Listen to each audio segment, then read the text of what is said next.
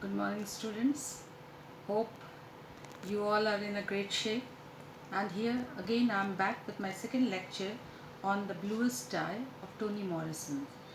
Uh, this time, we are going to discuss about the character of the Piccola as well as about the human psychology in racism. So let's start with Piccola. As you all know, is a protagonist of the bluest eye.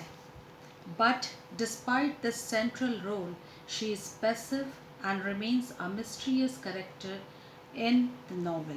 Morrison explains her motive of purposely telling Piccola's story from other points of view. To keep Piccola's dignity and to some extent her mystery intact, she created the character of the Piccola, and she is actually projected in the same way. She wishes to prevent us from labeling Piccola or prematurely believing that we understand her.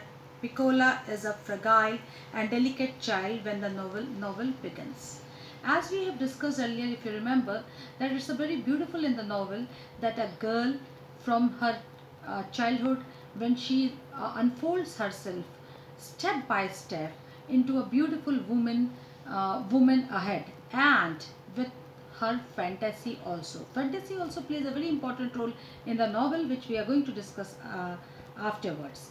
Just first we are going to discuss about the character of the Piccola.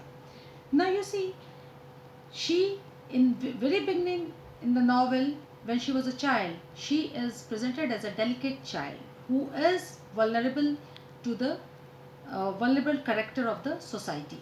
But later on, she is found to be a girl of a strong character who actually is ready to suffer the uh, injustice, or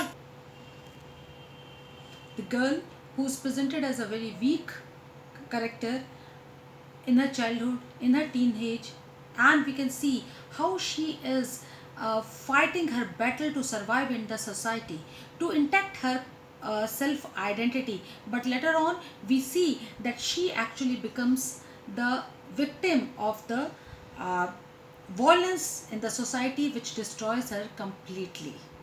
All at the beginning of the novel, two desires from the basis of her emotional life can be seen. First, she wants to learn how to get people to love her, as because she is deprived of love. She is a victim of hatred, we all know, as because of her color, complexion, her ugliness, the tone of the color, and above all, because she was black. Now, this was the first thing, and second, she was when she was a child, you see, she was forced to witness the fight between her mother and the father. It was something which she couldn't escape, and that was again her wish to just to get rid of it. She doesn't want to see the fight of her father and the mother always. She simply wants to disappear at the time. Neither of the wish is granted, and Piccola is forced further and further into her fantasy world. Now here, you students, you see, it's a human psychology.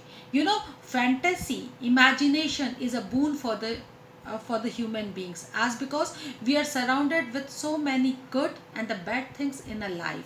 Practically in our day to day life, we have to face the negative forces as well as the positive forces.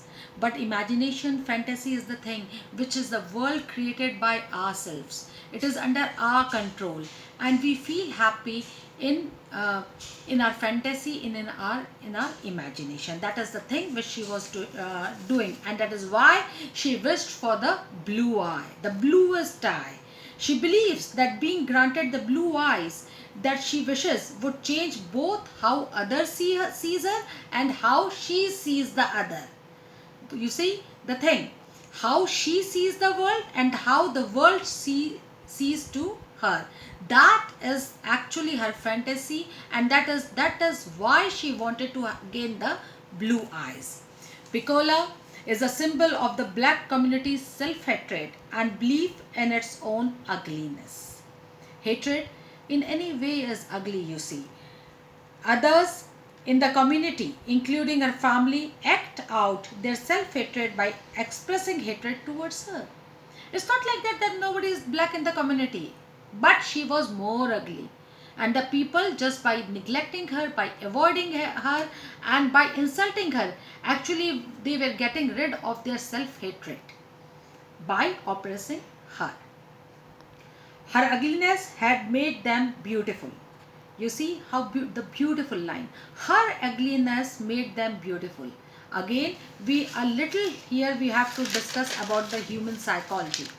Firstly, I would like to start by considering how we all continuously create and recreate our self-identity throughout our lives. It's a process. It's a continuous process. And that is why in the novel we see that the novel is divided not in the chapters, but it is divided into the season, as because it's a continuous process.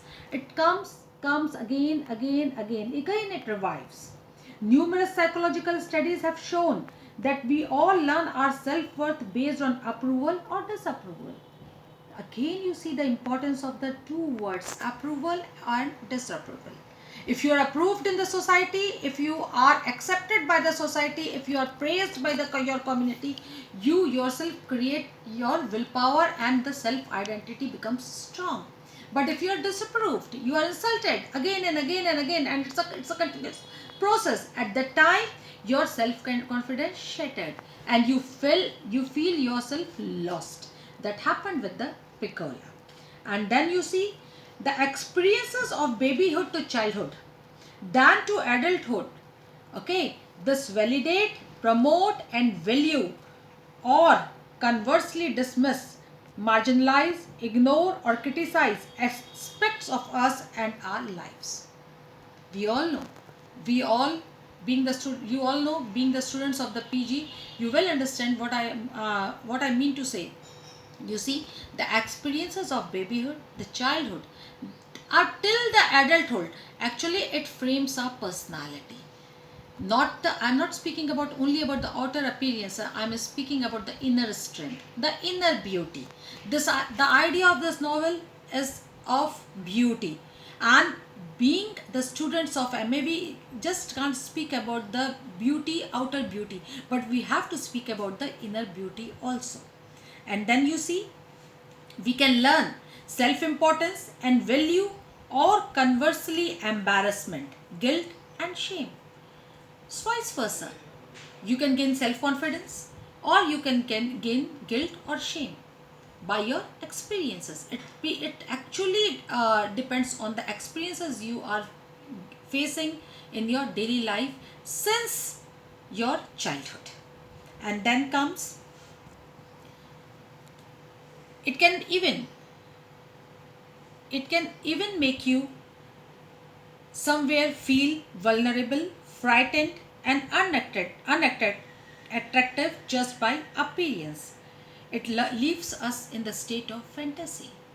Now you see, what's the dream? Just take an example. What's the dream of a black color girl? Why there's so many ads comes in the TV, in the social media about the creams which gives you fairness? Why? Is the fairness is the symbol of the beauty? No, it's not like that. But it's a human psychology. What media is doing, what social media is doing, what the advertisement agencies are doing, they are playing with your emotions, your fantasy of being fair, as because even now we consider that the fair complexion is the symbol of the beauty. Piccola, being a dark girl, a dark complexion girl, as well as the skin tone was also very ugly. So ugly girl, what's her fantasy? To get the blue eyes. Why? Blue eyes will make her beautiful. Okay, the people will change their views. They will accept the Piccola according to the what the Piccola thinks. So you will understand what's the psychology here of the thing. Now, students, we are speaking about the racism. There is a theme of racism in the novel. What do you mean by the racism then? It may be defined as the hatred of one person by another, or the belief that another person is less than human. You see, it's a belief that another person is less than human. Why? Because of skin color, the language, customs, place of birth, or any other factor that reveals the basic nature of that person. Now, see, you may find it funny, but from history, from ages, it is there in the society. Though we people now sitting in this modern era tries not to believe in it, but actually it is there in the society, and it will be there in the society, in the community. What actually Toni Morrison says, it will never disappear, it will be there. And students, racism is more than just words, beliefs, and action. It's not a word, it's not a belief, it's not an action. It includes all the barriers that prevent people from enjoying dignity and equality because of their race. See, is it justified? No, it's not justified, because you can't take a right of a people on the basis of the just because of her or his black color, about his caste. Now this was my last concluding lecture on Toni Morrison, students, and hope you enjoyed it. I'll meet you again with a new lesson. Till then, stay home, stay safe. Thank you.